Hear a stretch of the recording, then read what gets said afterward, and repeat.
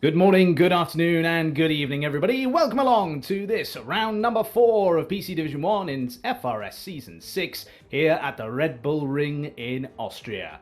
This is going to be an absolutely solid race, I'm sure, and it's one that has a proven track record. It has featured in all 6 of the FRS seasons so far. Let's have a look at this circuit then. So it's a clockwise 10-turn circuit, just over 2.5 miles with 3 DRS zones and 2 detection points. Along the way, we're going to be having 10 corners, but some of those corners don't really count as corners in a Formula 1 car. It's the quickest lap on the FRS calendar, with lap time expected near to a minute in qualifying. And maybe in a few years, you never know, we'll get down beneath that. In terms of the action zones, let's have a look then at turn number 3. Remember years ago, Max Verstappen versus Charles Leclerc in the last couple of laps of the Grand Prix, and the Dutchman getting by the Monegasque to prevent him his first victory. Then turn 4, of course, just after that, after the DRS zone, one corner which has caused a lot of drama in recent times. Think Alex Albon, think Sergio Perez, and Red Bull's ending up off the circuit. In terms of the compounds, we have hard, medium, and soft, with only a half second's difference between each compound from the next, and their lap times, number of laps rather, lasting 34, 23, and 12 laps for the hard, medium, and soft respectively. So expect to see the hards and the mediums getting some good use here, and the softs perhaps lasting on that a bit longer than we've seen in some other rounds. In terms of the championship, it's been a clean sweep so far for Fraser. 3 wins out of 3 races, with the chasing pack relatively tightly packed behind, but not close to Fraser at all. Has over twice the points of the next driver. And, in terms of what we're going to see today, it's going to be an interesting one because, of course, Austria has been both kind and not so kind to Fraser in the past. So, without...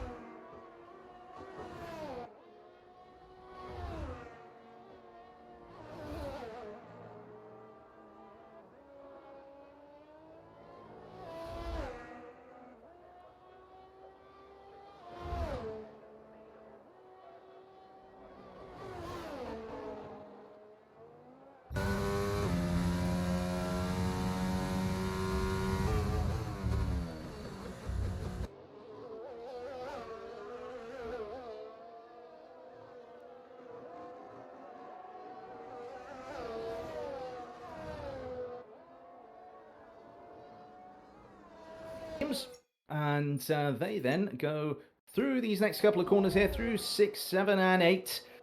And now down towards turn number 9. This corner very tricky to get right because of the way in which the car will then move out towards the curb on exit. A bit more of a conservative line through there from Lazzo, although to be expected given it's the start of the session. Up towards the line they go. And Lazzo is slowest of everybody, 106.3. So a little bit of the ways off. And again, Lazzo, a driver that we know can perform at a much higher level than that. So expect to see them set some good lap times as we go on into the session. Now we're on board with False Tax then. They have not finished out their lap. They've instead, quite rightly, when you see that they're over 1 minute 25 on their current lap, they've decided to go into the pits. So there we are then. It's a surprise to me that we're not disabling the pit assist in PC Division 1, but there we go. It's news to me. So then we have just one more driver that we're going to keep an eye on at the moment then, and that is Lazzo. I believe this is probably going to be an in-lap. They're currently 2 tenths down on their previous best, and given that their best is currently back at the field, I suspect that this is going to be the sum sort of total of what they're going to do on this run. So it'll be into the pits in the not too distant future. Of that, I'm fairly certain. In terms of those out on circuit doing outlaps at the moment, well, let's have a look. Well, actually, don't even need to look that far for an outlap. Flashy is on a timed lap. You can see there, going through turn number 3 now and up towards turn number 4. DRS open, of course. Just behind them on the road is then Elliott, who's also on a new timed lap.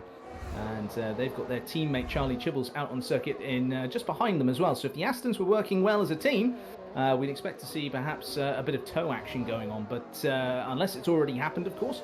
But I wasn't on board for that one, so I won't be able to tell you, I'm afraid. So Elliott we're on board with there, having a look at them going through the next few corners. Just in the front of shot there, we briefly saw Flashy going through the next few turns there, just ahead of them, 7, 8, 9. They're headed through now, as Elliott now goes through 9 as well. And up towards the line, first of all, we'll go Flashy. Flashy then does a time of a 105.9, so it's an improvement, but not improvement on their position.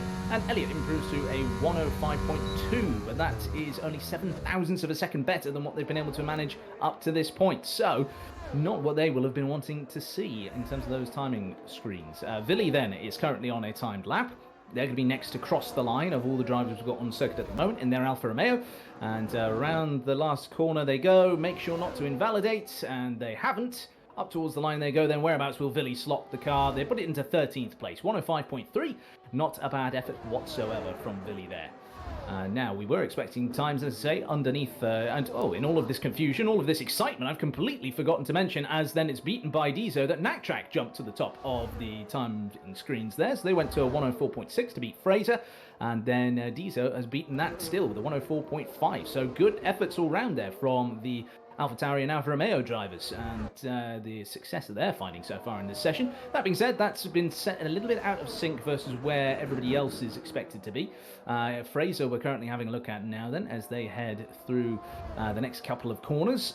And through that third and final sector they're going at the moment there. Charlie Chibble sets a new fastest time of the day, a 104.581, so just 4 thousandths of a second quicker than what Dieso was able to manage. But now on board with Fraser, up to the line they go as Spike sets a new fastest time. Fraser obliterates it, 104.479, and that's nearly a tenth faster than what Spike is able to do. Now a tenth doesn't sound like very much at all, but on this circuit where it is such a short lap time, it is an absolute age, of that I can assure you. In terms of then the next drivers that will come across the line, we've got Timalele in the Haas, currently coming around the final turn. Up towards the line they go, and it's a big improvement for Timalele into the 104s, 104.786 in fact. So that's a good effort by them. Coral is the next car that we are going to focus on as they come through the last couple of corners. They have not improved in either of their first 2 sectors though, so that's not looking good for them, and they massively go wide in the last couple of corners and dive out the way of the Williams that then comes through. So that's not going to be any improvement whatsoever. There's also been disqualification for Nordi of all drivers. That's a bit of a bizarre one, but there we go. They've been disqualified from the session. I'm going to look up the reasoning behind that. As there's a Red Bull in the wall. That's Luke. So they've been setting some good times so far this session, but they're not going to do so if they are off into the wall like that. Now we can see there on the graphic at the bottom of your screen, Silver Arrow is currently on a hot lap and doing very well as besides. Elliott is currently in the wall, which is not necessarily where they will have wanted to be, I'm sure, as Silver Arrow now is going to come round and finish off their second sector. Let's see whereabouts they are in terms of their overall pace. It's another personal best, so not beating the absolute all-time session best at the moment. But there we are. I can confirm, by the way, that Nordy was disqualified for blocking the pit lane. So that might be them slowing down on entry to try and let another car past or something like that into the final turn. But now up to the line goes Silver Arrow, and they improve overall. That is another improvement of time, up to P7 with 104.763. So not bad effort from them. Lazzo up to the line next, and they improve up to 17th position with a 105.5 there. Now, given the speed that we're seeing on display at the moment here in PC Division 1, I am almost certain that over half the field will end up having their time. In fact, over the half the field already do have over half the field's times rather. Words, they're difficult. In the 104s, we've got everyone from P1 to P10 currently in the 104s. We've got then the likes of Booth, Flashy, a couple of other cars who are then on laps as well, who might well then be able to get further in there. I say that Booth is already in the 104s, so that's me just talking nonsense once again there. But Lazzo, Flashy, both on time laps at the moment, currently have times in the 105, so hopefully for their sakes we'll be able to see them improve and get themselves into a good position. That being said though, Lazzo, you can see there, is not set a personal best in the first sector at all, and in fact is going so slowly that the graphic has now decided to drop them, so they've clearly abandoned that lap. Flashy is then the next driver there, who we can see their car in 18th position. Says player on your screen, but that is Flashy, don't you worry, that is. And through they go then. It's 2 personal bests so far, and now down towards the last couple of corners they will go.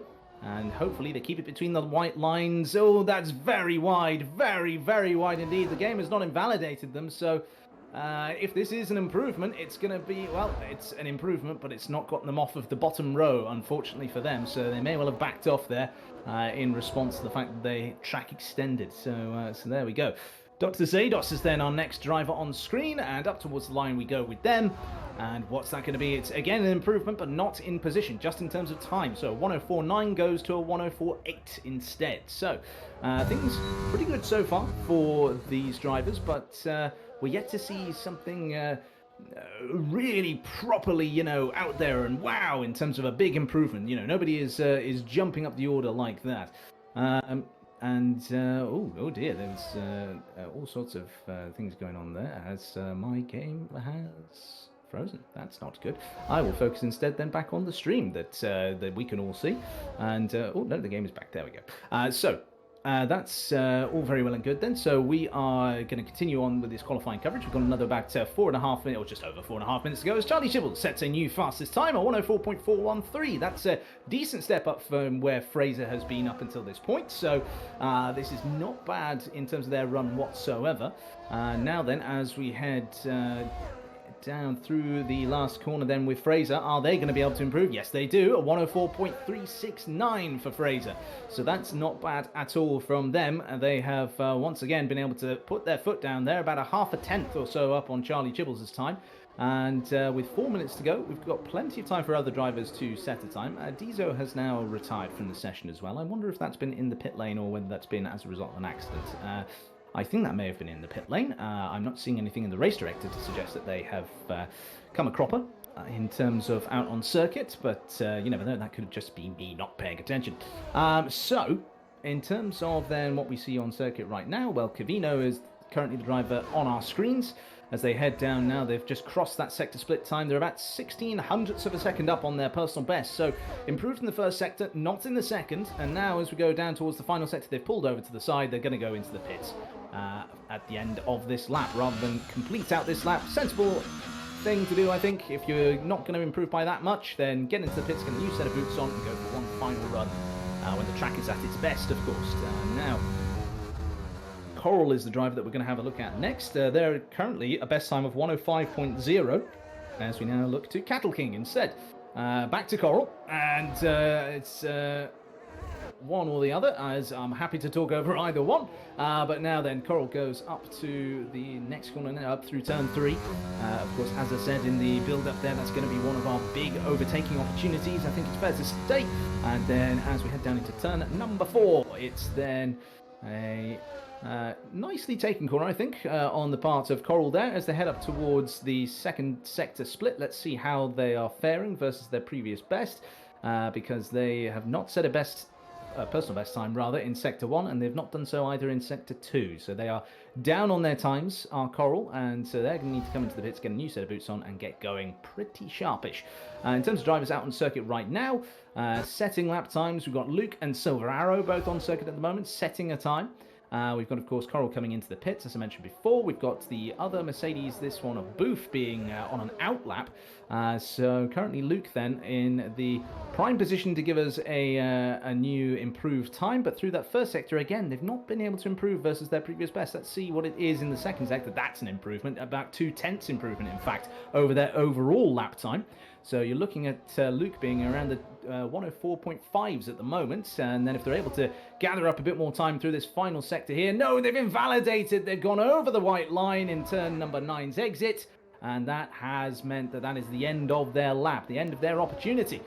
So then, next driver who will come across the line will be Silver Arrow, but of course Silver Arrow they are very slow on this lap. This is almost like a bit of a build lap for them as they come across the line now. This is going to be, I suspect, their actual push lap here. So let's ride on board with Silver Arrow and hear an audio up lap with them.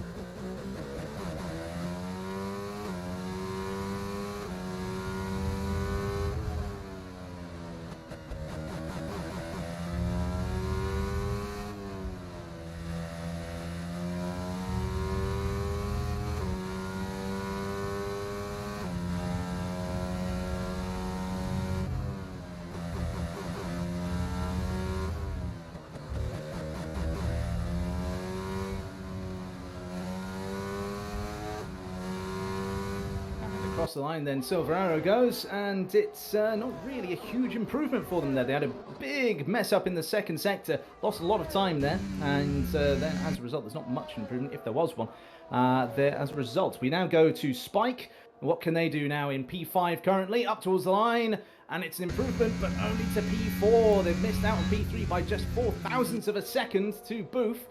What are then the rest of the drivers on the grid able to do here? Well, we've currently got Cavino about to come across the line. Cavino ends up finishing P15. That's the highest they will start the race from. False Tax will be the next across the line. Up to the line they go. They're currently about 0.3 up on their personal best. It's P11 for them, a 105.0. So that's not a bad effort whatsoever. Timolele will be next to cross the line in the Haas, but I suspect that's not going to be an improvement of their time or position. Up towards the line they go. And yeah, not an improvement for them. So next will be Luke to come across the line.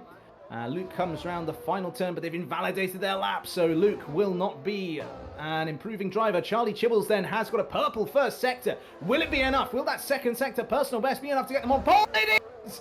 Charlie Chibbles takes their first pole of the season and the first non-Fraser pole of the season in PC Division 1. And that is a fantastic effort from them. Can anybody stop them? I suspect not. Coral is currently on a personal best, but no overall best of the session. They improved to P11 and a 104.9.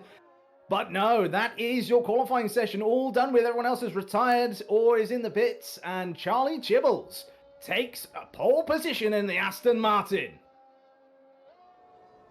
104.298. That is the time to beat now for the rest of the divisions across this entire race weekend. If you want to be on the pace of PC Division 1, then that's what you got to do. Of course, with recent discoveries made in the F1 community over the last week or two, we've found out that, of course, console players might have an inherent built-in advantage over certain PC players if they run the game at 60 frames or higher on PC. That big. So there we are. And there we go. So yes, in the chat there we've got some questions about the tyre and the pit lane entrance. Yep, Dizo end up. That's why they were retired from the session. Then just end up clouting the wall. That's a shame for them. But yes, there you go then. Full confirmation of the results. So Charlie Chibbles will line up from pole position with Fraser alongside on the front row. Then from third down we have Booth, Spike, Naktrack, Dizo, Luke, Silver Arrow, Timolele, Dr. Zados, Coral, False Tax, Villy, Elliot, Lazzo, Cattle King, Cavino, Flashy, and Nordi. So there we are then, everybody. That was an exciting qualifying session. We got to see some good action at the top end of the field. Everyone was separated by not very much at all, but then in the end, Chips comes along and improves over Fraser's time, which was already very impressive, already over a tenth faster than the cars behind, and improves by nearly a whole tenth themselves. So that's not a bad effort at all. And so if you had to pick any protagonists at this point before we get the race started, then Chips and Fraser definitely ones to watch.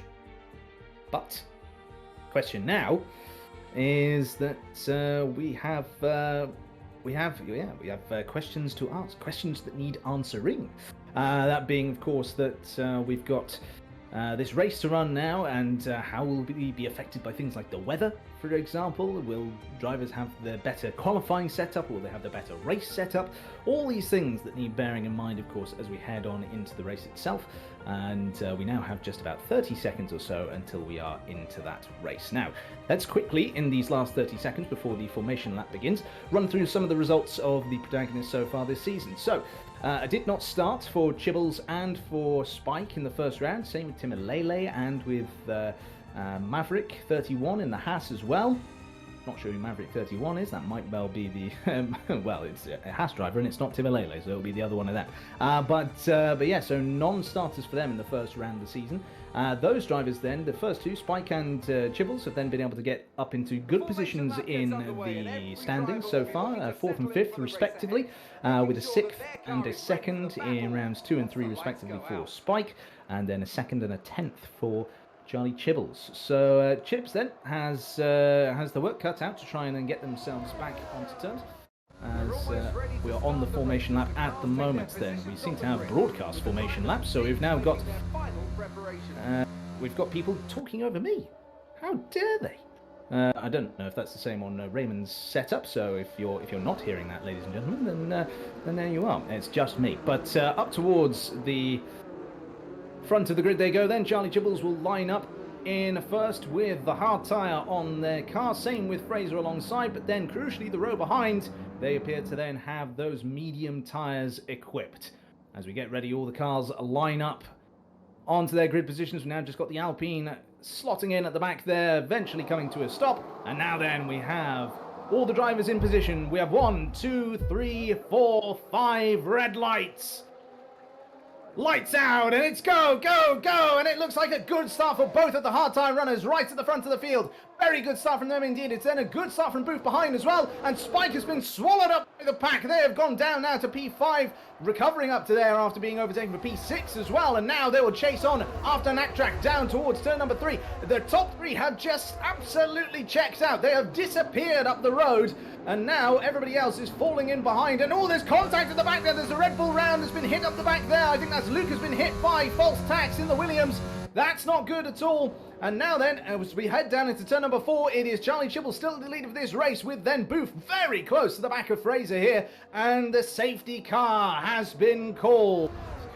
Safety car out before the first lap is even run. It's hashtag just FRS things. So there we are then. That is I mean, both not expected and also highly predictable for the FRS, really, isn't it? That we've lost a bunch of a car, Cattle King. There we go. And that's the other Haas there. There's the one that have a different name on the standings versus on their Steam page. And then Booth is into the pits. Booth has decided that in this safety car period, for whatever reason, they are going to dive into the pits at the end of lap 1. I don't see any damage on that Mercedes car.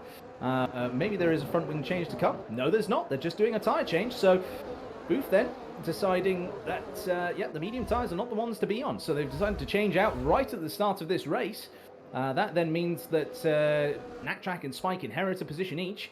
And just to give you a summary of the tyre strategies currently at play, well, in the top 4, all on hard tyres. We then got Dizo on soft tyres. And then everybody from Silver Arrow then back to Luke are on mediums, and then it's Booth, and then the other cars in the pits are now all starting to change their tyres as well. So Booth on the hards, Cavino on the hards as well, just coming out of the pits now. Then we've got Lazzo, Elliott, Timalele, Coral, all on mediums, then Nordi on softs, and Flashy on mediums. So that is what you would... that's a bit of a mixed up order that we've got there, as the Aston Martin safety car leads around the Aston Martin F1 car, and it is still as you were. Now, note on safety cars, and if a certain admin is watching this, then apologies, I'm going to bring you up, but not by name. Everybody else can instead just infer who I'm talking about here. But a couple of seasons ago, in a certain PC Division 5 that was hosted by the absolutely fantastic Harrying Zord, of course, they came to this race. They had a grand old time, but there was a safety car restart. A safety car restart in which the race leader, this particular admin in question, was too close to the back of the safety car, despite the fact the safety car, of course, was already in the pit lane. So it was not entirely this driver's fault, I must admit, but it's always fun to tease them about it. Main thing you want to avoid then, if you are the leader of the pack, is the safety car being too close on the restart, because what will happen then is in the final corner you will get auto brakes by the game. It's a harsher braking than you are physically able to apply with the brake itself, so therefore all the cars behind you will either be auto braked as well if they're lucky, or if they're unlucky like myself in that particular incident in PC Division 5 all those years ago. I said those years ago, it was probably last year, wasn't it? So, there we go. Yes, you will then end up clattering into the back of cars that had been going at full speed, but then suddenly stopped. So, that could potentially be shambles, but of course this is PC Division 1. We would expect that they would learn from the mistakes of seasons past and of shambles past as well. But, you know, that being said, never say never. So then we continue to watch these cars circulating around behind the safety car. Frankly, at this point, the safety car could be called in, but the game tends to leave it out for 3 laps, usually, because reasons. There we are. A little bit like today's Formula 2 sprint race. I won't spoil the result there, but I felt like the ending could have been a bit more spicy if the safety car had come in 1 lap earlier. Which arguably it could and should have done. But there we go. So, we've got Charlie Shibbles then continuing to lead the pack round. The safety car has not been called in by this point, and it would have to be in order to get into that pit lane entry. That is, of course, a couple of corners prior to the end of the lap, rather than being the final turn, as you'll see on most Formula 1 circuits. And so, therefore, we wait once more for another slow lap behind the safety car.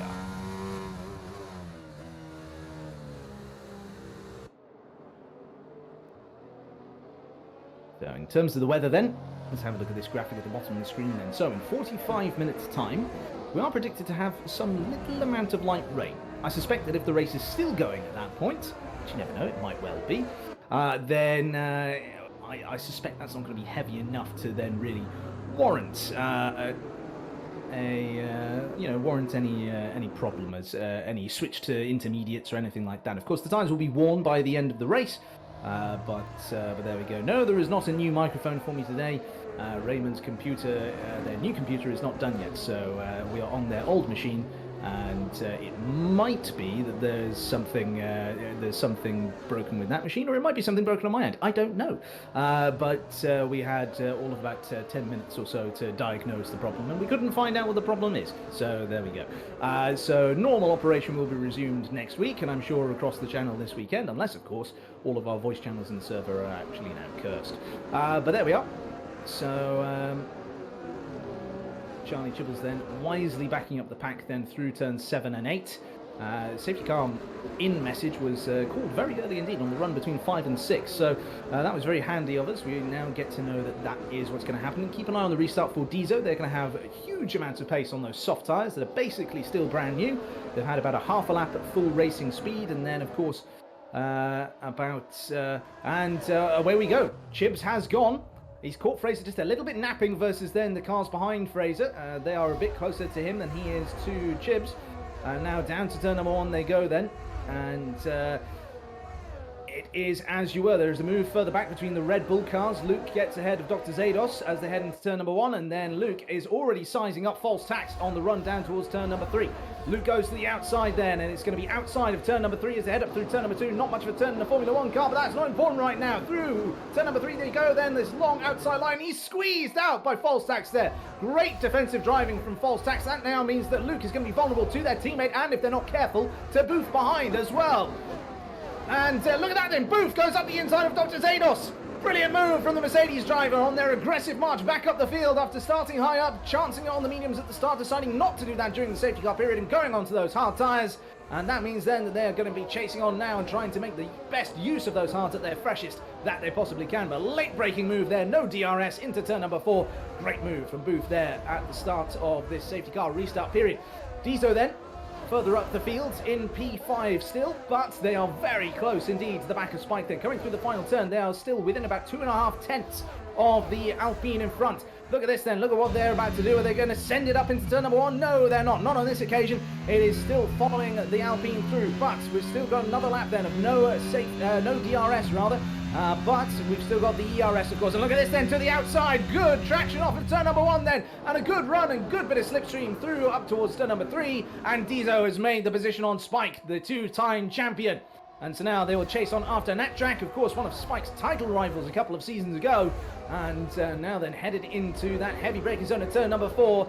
They are starting to feel in a more comfortable position now, starting to get that gap stretched out to Spike behind. If there had been DRS enabled, you could have thought that maybe Spike could have counterattacked, but it's not to be on this occasion. Now, further back down the field in that battle at the top 10, we are seeing that Zados very close there to Booth before they got to the braking zone at turn number 6. That was about a tenth of a second or so between the two cars. It's now 3/10, and of course there is this offset in tyre performance. Look at this then. Look at the difference in speed between the soft tyre on Dieso's car. DRS has now been enabled. And so Dieso rather predictably sets the fastest lap of this Grand Prix at 107.6. And so as we head now down towards turn number 3, then they will have the DRS, but unfortunately for them, so will Nattrack in front. That means that the DRS advantage is completely nullified, and it's all now down to these tyres and how late Dieso is willing to brake to be able to get nice and close, then obviously get onto that throttle nice and early, get the DRS open, and then make sure that they go chasing down after Nattrack as they head down towards turn number 4. Very, very close, but it's going to be a struggle now, I think. Now that the DRS has come online, big slap of oversteer there for Dieso on the exit of turn number 4.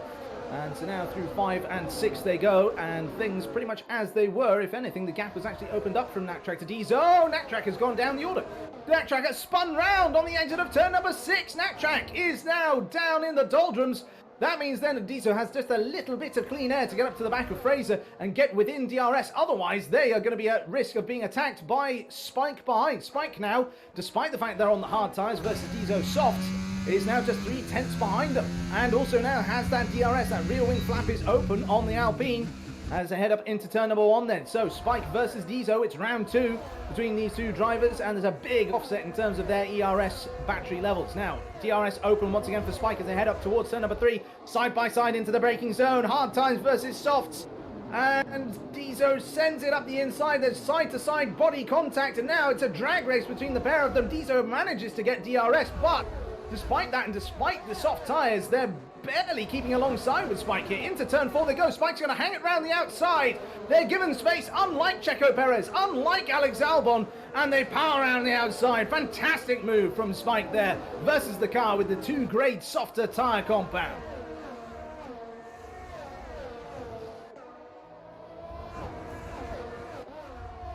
Look at this then. It's a tight battle further back as well, as Silver Arrow has now decided to join this party. They are now just within 1.5 tenths of Dieso.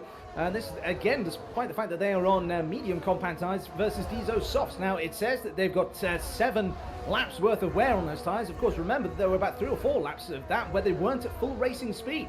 So there should still be plenty of pace in those tyres for Dieso. But for whatever reason, they are being challenged by drivers on hard and medium compound of tyres. It's not particularly great for them, but it does mean that in all of this, it now means that the gap is very small indeed. But look at the gap at the front. The gap at the front is so small, in fact, it's inverted.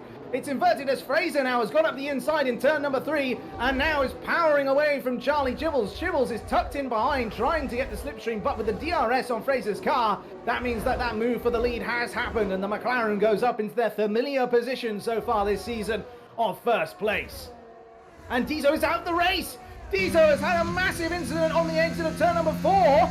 And that is another safety car. I'm going to go on board with Elliott here to see what's happened. They are on the inside barrier on the exit of turn number 4 there. You can see them just on the shot. So that is a massive incident.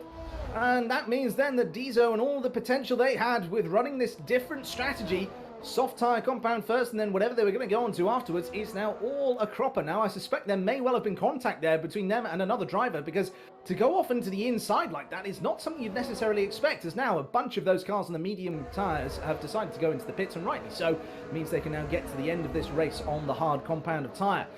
So into the pits they go then. Silver Arrow phases through the Red Bull and exits on the hard tyre, as we would expect. Everybody else in the pit lane going from mediums onto the hards now as well. And that means they're going to have that tyre advantage to the end of the Grand Prix, unless, of course, we get another safety car. Flashy, the last driver in the field, and also the last to go into the pit lane as well. Lazzo and Coral, interestingly, have decided to stay out on their old medium tyres. And, well, I mean, in terms of the running of these tyres then, it was, well, I mean, look at this then. So they're 8 laps worth of wear on those mediums for Lazzo and Coral. So they changed onto those mediums at some point earlier on in this Grand Prix. But after the start, crucially, so this is a pit stop that's probably happened during that first safety car period. So there's been at least a few laps of those tyres where they've been run under safety car conditions, so they wouldn't have suffered too much in the way of wear. Now, in terms of then what we see with the other cars in the field, well, Fraser, Chips, Spike, Booth, all on the tyres that they started the race. Sorry, not Booth. Booth pitted on the first lap as well, onto the hards, and have now gotten up to the back of these guys too. They will have essentially cured their medium tyres. If this was actual motorsport, then in the real world, then those tyres now would get a bit of a sort of a bit of a layer around them, which would then mean that they would be more durable if they are put back onto the car later on. But of course, with the safety car having come out once already and now a second time, there is potential for Booth to maybe take the tyres all the way to the end of the Grand Prix. That means then that the likes of Fraser, Chips and Spike would all need to pit and then come back after Booth and overtake them on circuit, with Booth having a huge lead over those cars if it came to that. So Booth definitely one to watch for the latter stages of this race, because as we mentioned in the build-up to this broadcast, in the introduction video, over 30 laps can be done on the hard tyres during normal racing conditions, and so far Booth's hard tyres have had, well, by the time this safety car gets called in, something in the region of about 6 laps worth of safety car running, and therefore not much wear and tear at all, making such an early one stop suddenly viable. So there we are then. Lazzo and Coral still on those medium tyres that they took on very early on. Whether or not they'll decide to go for another set of mediums later, that remains to be seen. Definitely something that they could do. Safety car in this lap then. So it'll be Fraser's turn this time to back up the field and get the launch off of the start. And let's see this then. So in the chat we're seeing then God of Maths, I'm assuming that is Dieso, saying looking for new driver to be a team engineer. Well, if you put the feelers out, someone will be there to help, I'm sure. And then, well, in terms of this race then, we're getting ready to go once more. Fraser will lead the field away, continuing to go back and forth with those tyres, but Charlie Chibbles remaining like Kimi Raikkonen. And this is a tactic that you see in safety car restarts, is by weaving in front of your direct rivals. As Fraser bolts, Fraser goes. They were weaving so much that Chibbles didn't see when they'd stopped the weaving. They just went so quickly after that that they then decided to just completely go. So that's then Fraser off into the distance. That's Charlie Chibbles then off in hot pursuit, but has lost a significant amount of time to the McLaren in front. And then we've got Spike chasing on after them as well. And then Booth, of course, lying in wait, getting ready to make the best of what comes later on as a result of maybe trying a one-stop strategy. Having pit onto those hard compounds very early on. We're seeing some moves further down the field. We've got Cavino now versus Coral. They managed to get alongside into turn number 3, and now into turn number 4. The Ferrari has the space, but Coral's got the up and under on them. This could be Coral now driving up there inside and getting on past them. Coral is ahead again, up into turn 6, and now with Lazzo making a great big mistake in front of them, it could potentially mean that they are now in their sights. So Coral versus Lazzo, the two medium tyre runners, are still next to one another and still therefore competing for the same bit of tarmac. Further down the field, I just want to give you an update on some of the tyre strategy. Nat Track, after that big spin earlier on, has decided to go for medium tyres. during that safety car period, so they will be on mediums to the end of this race. Hopefully that means they will be able to, and as they say that, they make an overtake on Dr. Zados. So that's a move there by the Alfa Romeo driver up into P14 on their charge now back towards the points as they pull back in front of the Red Bull before the braking zone. And this is definitely going to be an opportunity now. Nordy goes massively wide at turn number 1. Nattrack up the inside, and a good move there from them. And up ahead of them, you can see as well, Timolele versus Falstax into the braking zone of turn number 3. That means the two are very slow, and it's contact! Contact between Nattrack and Timolele in front, and then I think from Timolele, Nattrack's teammate behind as well. I think there doesn't seem to be any visible damage on Nattrack's car. No missing end plates or even scuffed end plates or anything like that on the front wing, so very lucky if that's the case. And Timolele, of course, wasn't spun round either, so just a little bit of bumping, a bit of a racing incident, but that's all that it will be. Silver Arrow is very close to the back of Cavino now, the Ferrari driver under massive pressure from the Mercedes, and now even up the inside. This is an amazing opportunity here for Silver Arrow, up the inside on the exit of turn number 8, and now into 9 they go, and ahead, and they slow up the Ferrari. They're able to stop the Ferrari getting the over and under on them, and that's a brilliant move by Silver Arrow. They're within a second of the car in front as well, so as DRS is now enabled on this lap, they will be protected from any counter-attack by Cavino with the use of DRS. So now, as they head over the crest of turn number 1, then they get a better drive off of turn number 1 than Cavino does, and you'd expect that with the offset in their tyre lives. And now up towards turn 3 they go. This is going to need to be a big dive here from Cavino if they want to get one done on Silver Arrow, but it doesn't look like it at all. So there we go then. Silver Arrow up into P7, Cavino down to P8. And now they've got Luke for company as well. The Red Bull gets up there inside on the run down towards turn number 4, and Cavino is dropping like a stone on these older hard tyres. And, I mean, I say older, they're only 12 laps old, but when you compare that to the likes of 4-lap old tyres, it's quite the offset in performance. So there we go.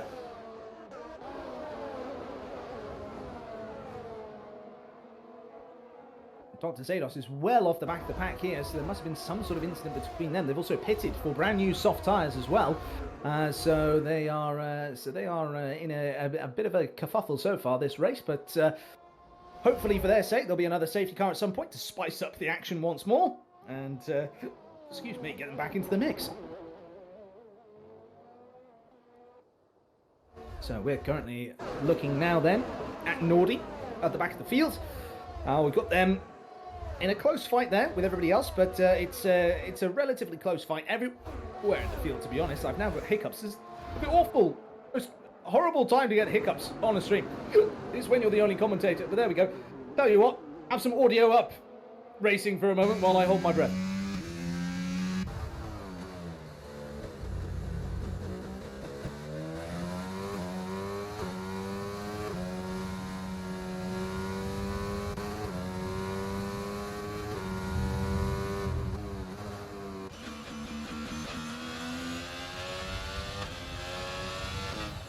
This battle then between Nattrack and False Tax. They're side by side, corner through 8 now and down towards number 9. It's the first time they've not been side, but I say that, but no, Nattrack is still partially alongside as they head into the braking zone of turn number 9, and Nattrack all the way around the outside.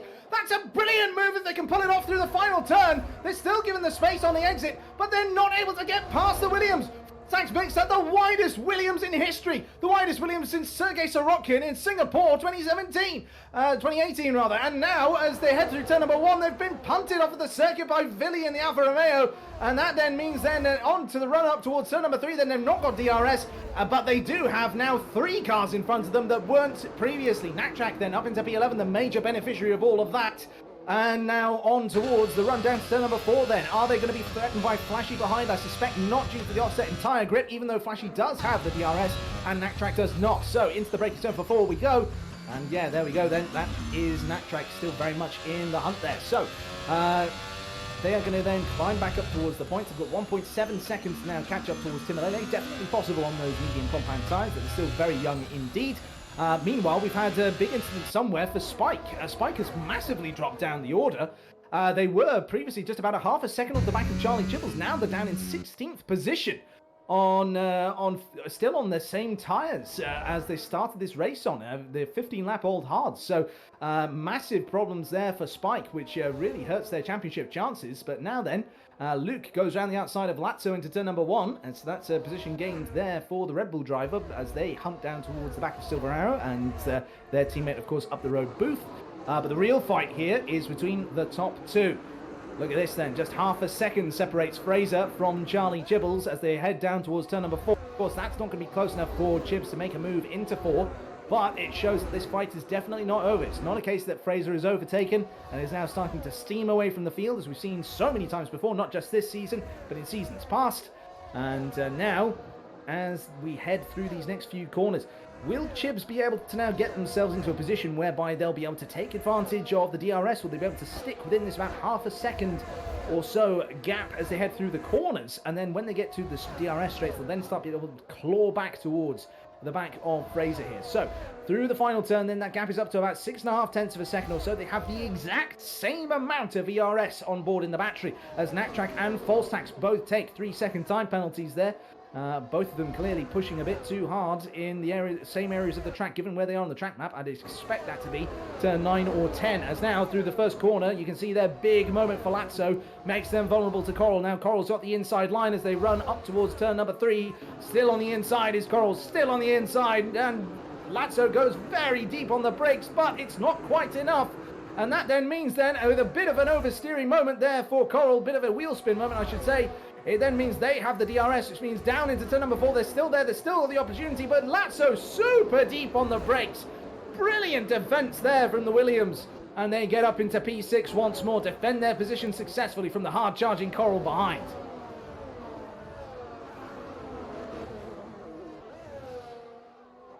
This battle is certainly not over yet, though, because as you can see, between them, they are very, very close on circuit, as are Flashy and Knacktrack.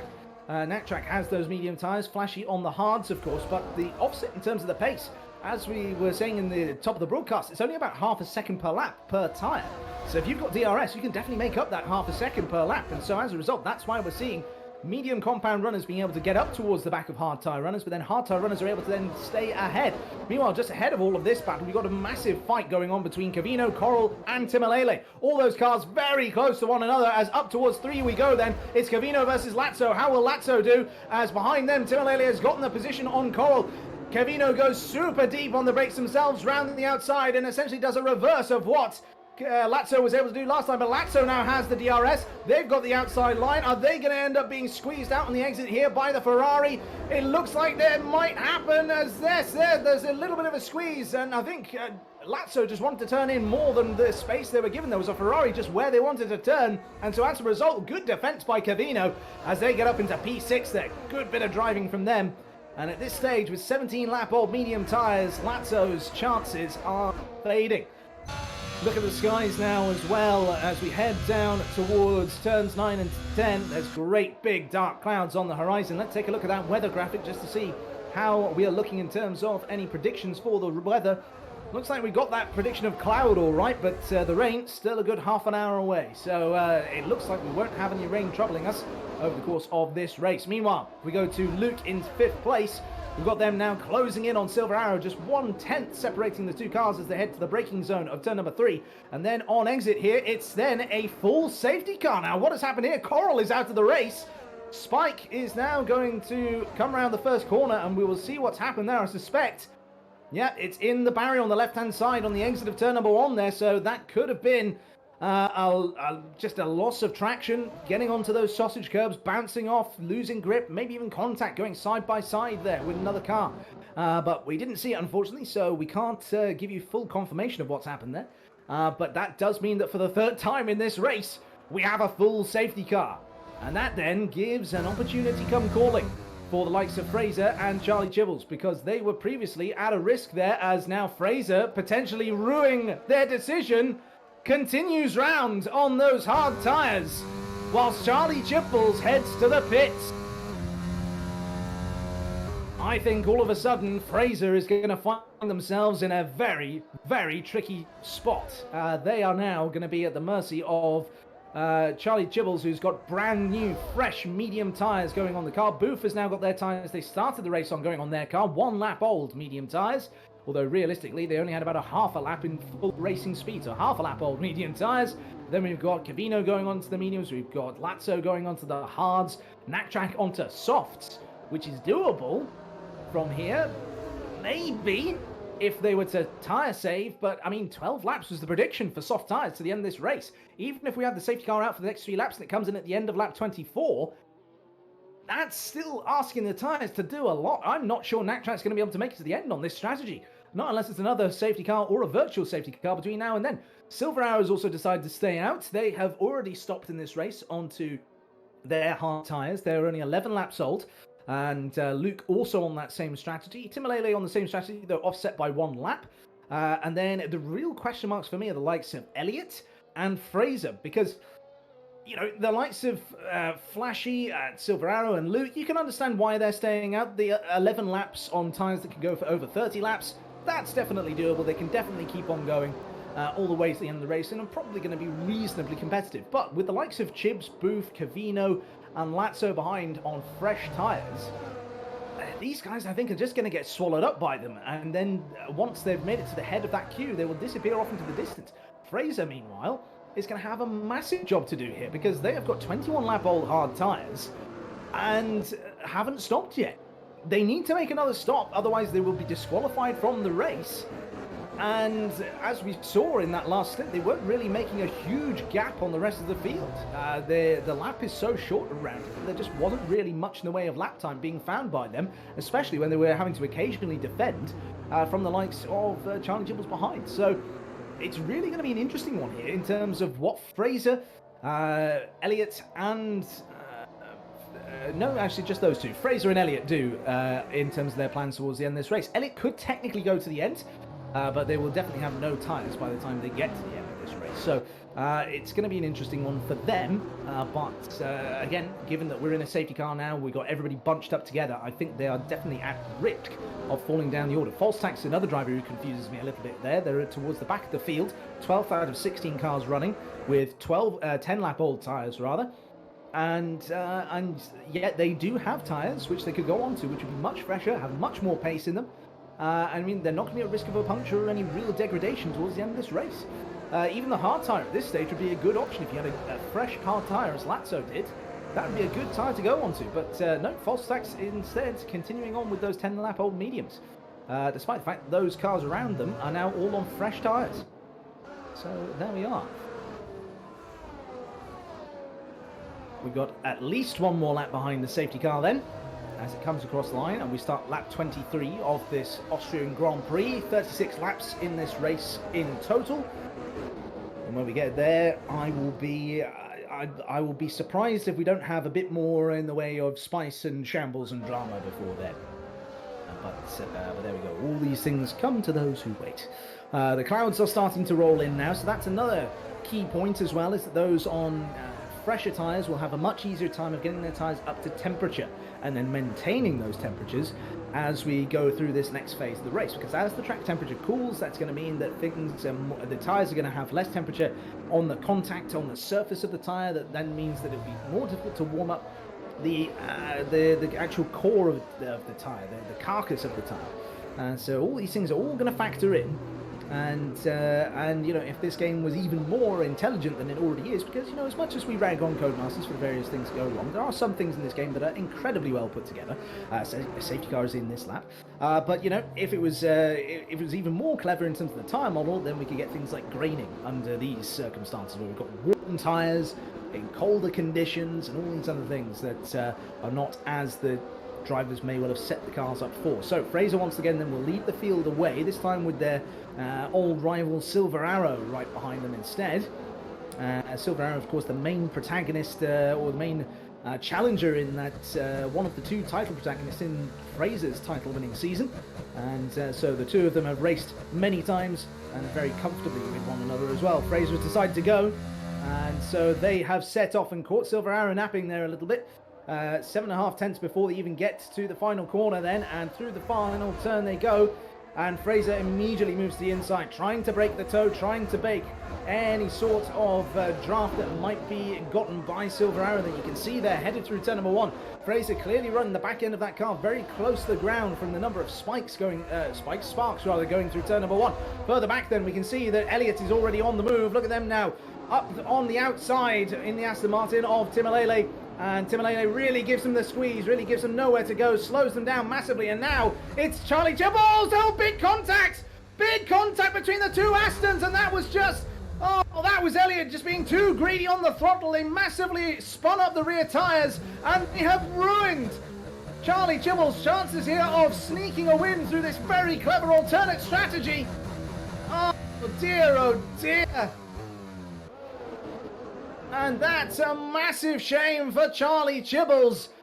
Oh, because they were just in the right place at the wrong time. They were having a brilliant exit from turn number 3. Got up alongside a number of cars, were making overtakes here, there and everywhere. And then all of a sudden they just ended up making contact. And that has also meant, I think, there's some damage on that car, or maybe they've just decided enough is enough and into the pits they're going. This may well be to retire that Aston Martin. If it is, that is a crying shame. And, well, things will be said then in the Aston Martin pits after this race, I'm sure, because it was contact between the two Astons that resulted in that collision and what could potentially be Chibbles at this race. No, they've gone to the soft tyres, and we've not seen a message that they've retired just yet, so hopefully we will see Chibbles on the move shortly as we see drama further back down the order. We've got False Tax fighting there with Zados and Villy, and now down into turn number 4, then Villy is very close to the back of Spike here on much quicker tyres at this stage of the Grand Prix. Of course, they will drop off before the end of the race, so it could be that Spike would get back in front of them by then, but Spike instead just maintains the position, stays ahead of the Alfa Romeo. Meanwhile, up towards the front of the field, Silver Arrow then is now realistically in one of the better positions to win this race. The other driver who you could suggest would be Booth, possibly Cavino as well. Those drivers on young tyres, young medium tyres versus then older, harder tyres for everybody in front of them. DRS has now been re-enabled after this lap, as it's the third lap now after the safety car came back in. And now, as they head through turn number 1, then Booth is very close to the back of Timalele. Timalele moves to the inside to defend, but really the grip there is massive. And look at this. Look on the halo. If we go to an onboard shot here, look on the halo of Booth's Mercedes. That is rain starting to form and slide down the bodywork of this Silver Arrowed car, as Silver Arrow themselves get overtaken by Luke in the braking zone of turn number 4. This is now going to be a battle on traction towards the end here, and could this be that Fraser has been able to keep it on the black stuff long enough to reach a wet condition? It's saying that rain is now just 10 minutes away in terms of light rain. We're already starting to see spits of it. Will this race last long enough for the rain to properly settle in? Well, we've now got a raindrop on the camera there as I was just looking on the onboard of Booth there. So could this be that Fraser has pulled an absolute masterstroke, or are they just the luckiest driver in the league? That's all yet to come out here, of course, but they are trying to desperately get away from Luke at the moment. Luke has been able to start catching up to the back of them over the course of this lap. And meanwhile, they have been able to conserve ERS, whereas Fraser has been burning quite a lot of it in efforts to get away. Fraser as well also being very slow in the traction zones now, compared to then the other drivers. We've then seen this overtake here between Nordi and Timalele, and Spike involved in that action as well. Then the two-time champion decided to go there, and Dr. Zados is the first to blink. Goes onto the intermediate tyres, and we will have to wait and see whether or not they have made the right decision, whether it's too early or whether they will start clawing back time towards Villy in front of them. It's going to be a good comparison point because Villy is on relatively young soft tyres. So watch that gap between them, but it's already starting to expand. So I think that for Dr. Zados, that has been too much too soon. As far as they're concerned, False Tax, meanwhile, has just been overtaken by Villy there, you can see. Good bit of a switchback manoeuvre going on between turns 8 and 9, and now as they head up towards the final corner then, I think Villy is going into the pits. Yes, they are, but I think it's not the right time just yet. I think that those diving into the pits now are going way too early. Villy, of course, had 6-lap-old soft tyres. They had plenty of time in hand, and plenty of tyre life as well. We've got streaks starting to appear on cameras and on the cars, of course, but I'm not really seeing much in the way of standing water, and DRS is still enabled. This is a very short lap you can get around here without really being penalised too much, as Booth now overtakes their teammate and might even have something to say to Luke in front of them as well. Late on the brakes, round the outside in turn number 4. Will Booth do it? Yes, Booth does! Booth manages to get up into P2 in this race after one of the strangest strategies that we've seen so far this season. They are now up into P2 and have just 8-lap-old mediums versus Fraser's 27-lap-old hards. And with the rain coming down, this is definitely an opportunity come calling for Booth here. If they can use these fresher, softer tyres to their advantage, get track position over Fraser, it means then that they can go into the pits when they like for those intermediate tyres at the right time, if they even do. And then we could potentially see them taking their first win of the season. The first non-Fraser win of the season could be coming Booth's way after they were so close yet so far last time out. Towards turn number 3 they go then, and with DRS and towards the outside, it's late braking for Booth for the lead of the Grand Prix. They're squeezed slightly by Fraser, but Fraser is very fair. And then up around the outside, Booth goes. Fraser now has DRS and will counter-attack, but now as they head down in towards turn number 4, then it is again those medium tyres and that outside line that Booth loves oh so much. That means they swing round the outside, and now Fraser's under pressure as well from Luke. Luke goes up the inside as now we get a safety car. We get a safety car again, our 4th safety car of the day, as False Tax is out of this race.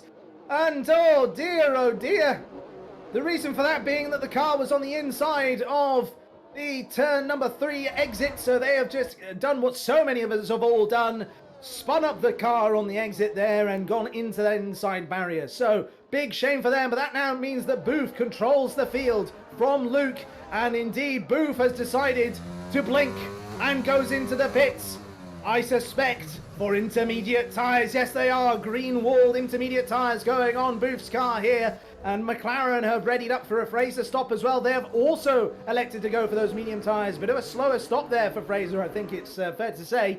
And now all those cars are starting to come in. Luke and Silver Arrow and Cavino and Spike all electing to stay out. They don't think the rain is going to get bad enough where it's going to necessitate going on to those intermediate tyres. Let's take a look at that weather graphic and see whether they're right.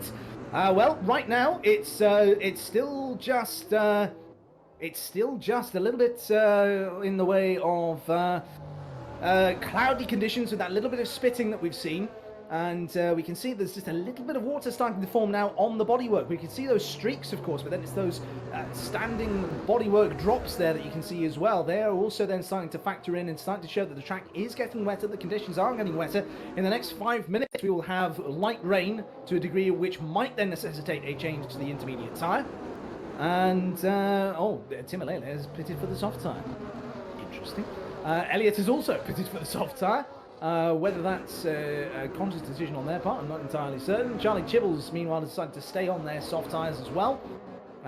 Let's see here then. It's either, I mean, if I were a betting man at this stage, ladies and gents, I would have to say it's either going to be Luke, Silver Arrow or Booth at this stage.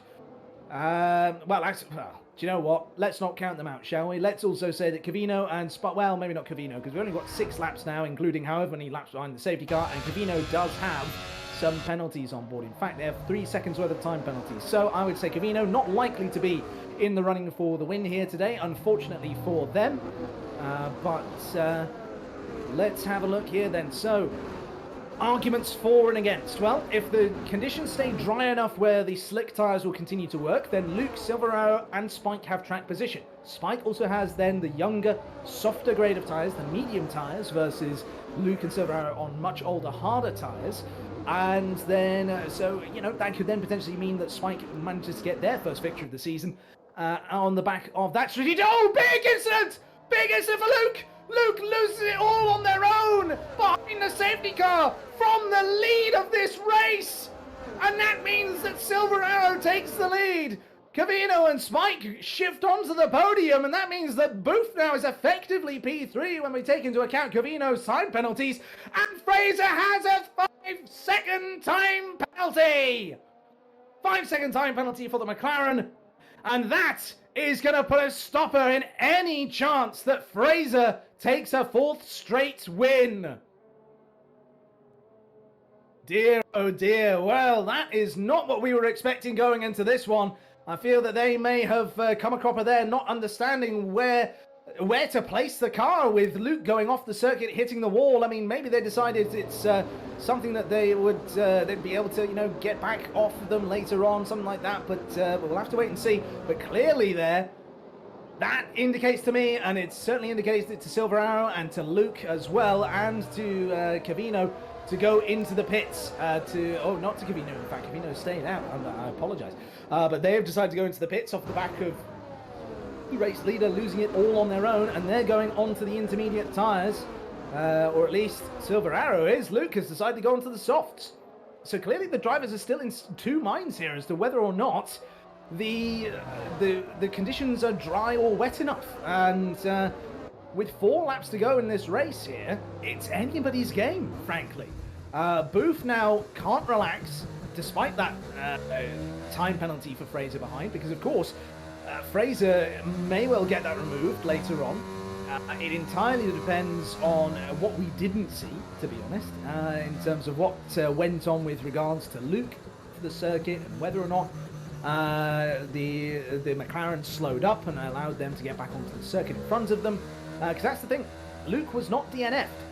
So, it stands to reason that during a safety car period, you've got nothing to lose by slowing down or even stopping to then let that car that's briefly off circuit but still pointing in the right direction to get back onto the circuit and then retake their positions that they haven't lost or so on. But regardless, that's what it is. Remember, of course, all the way back in 2009, Lewis Hamilton lost their result from the first round of the season because they overtook the Toyota.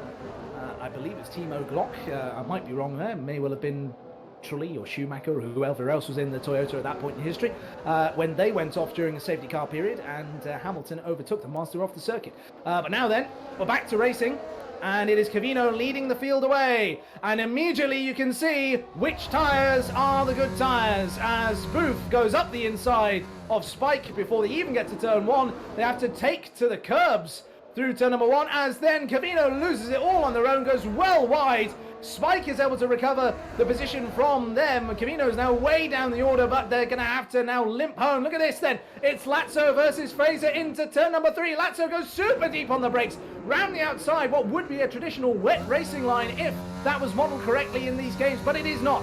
The racing line is still the best line to be on. And so, as we head down towards turn number 4, then Fraser has a little bit of work to do to get onto the back of Booth, and meanwhile they are being harassed by Lazzo behind. Meanwhile, further back of that, we've got Billy getting past Silver Arrow, who's getting past Timalele.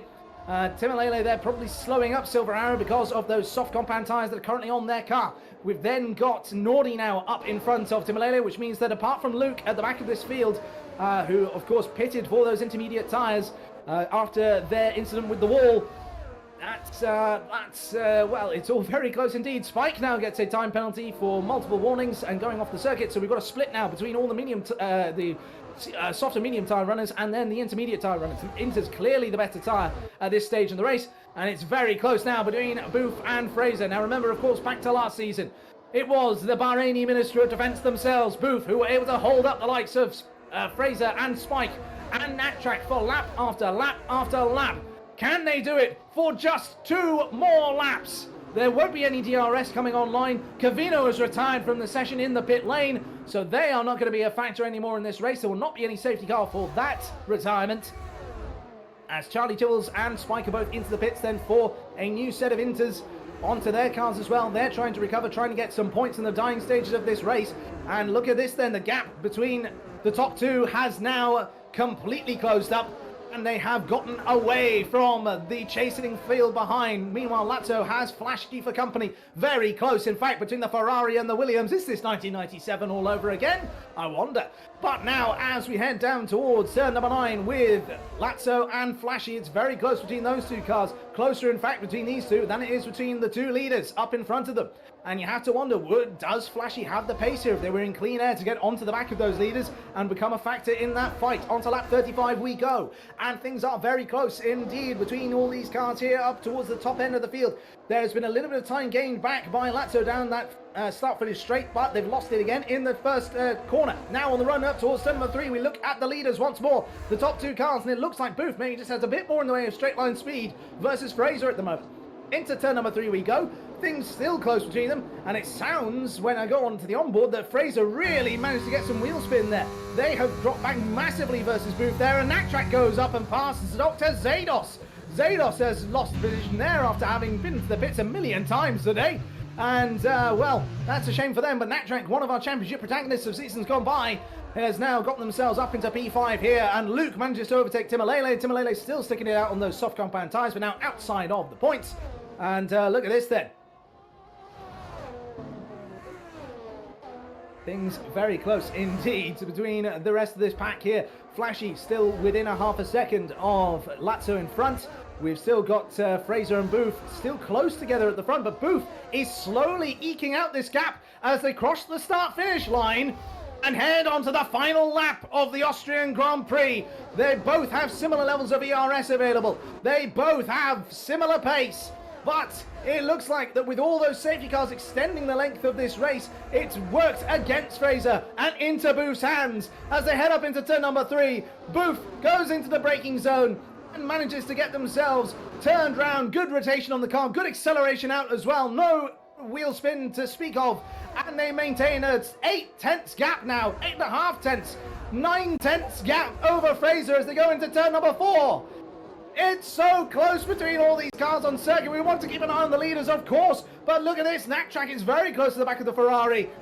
But I think that we've got to cut away. I think that we've got to look at this battle at the top 2 positions, because as we come through turn 7 and then 8, we come towards turn number 9. And for the first time this season, it looks like it will not be Fraser. It will not be Fraser on the top step of the podium, but instead, coming through the final turn, Oof comes home to take the win in the Austrian Grand Prix, their first win.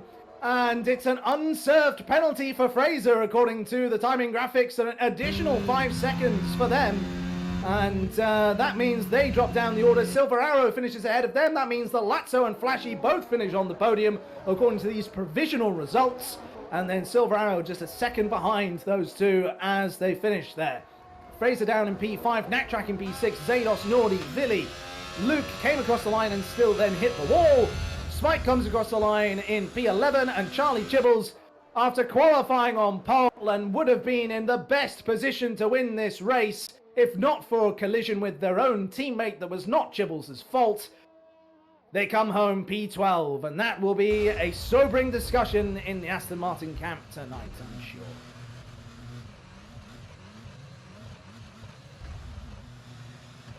So, there you are then, everybody. That has been your Austrian Grand Prix. The game says Lazzo, driver of the day. I'm not sure if I agree with that. That's a very, very good race all round. Let's take a look at the podium celebrations and remind you of the full finishing order. On the top step of the podium, we have Booth. Second on the road was Fraser, but then after time penalties, it is, for now, Lazzo. And then Flashy finishing out the podium. Then from 4th down, we have Silver Arrow, Fraser, Natrak, Dr. Zados, Nordy, Vili, Luke, Spike, Charlie Chibbles, Timalele, Kevino, Elliot, Falstax, Coral, Dizo, and Cattle King to round out the order. Fastest lap went to Dr. Zados, so they will pick up that additional point in the Red Bull. And in terms of the drivers who did the most today, I mean, driver of the day, if we were basing it purely on where they started versus where they finished, you've got to give it to Flashy, really. They went from 18th to 3rd.